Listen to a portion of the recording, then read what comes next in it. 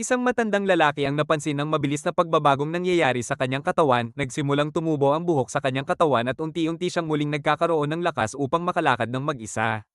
Nagdesisyon siyang lisanin ang kanilang tahanan at magtrabaho sa isang bangkang dagat.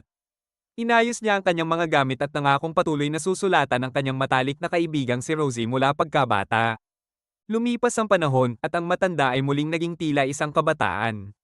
Lumaban siya sa ikalawang digmaang pandaigdig laban sa Germany, ngunit pinaniniwalaang namatay siya sa labanan matapos makatakas sa panganib. Bumalik siya sa kanilang lugar bilang isang lalaking nasa kalagitnaan ng edad. Doon, ibinunyag ng kanyang tunay na ama, si Thomas Butler, ang katotohanan na iniwan siya noon dahil sa kanyang kakaibang karamdaman. Makalipas ang ilang taon, muling nagtagpo sina Rosie at ang lalaki. Sila ay nagpakasal at nagkaanak ng isang babae. Ngunit habang siya ay patuloy na bumabata, nabahala siya sa kakayahan ni Rosie na alagaan ang dalawang bata.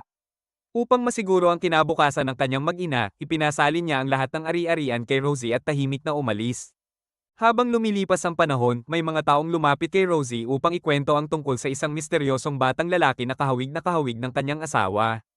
Inalagaan ni Rosie ang bata, hindi alam na ito'y ang dating lalaking kanyang minahal.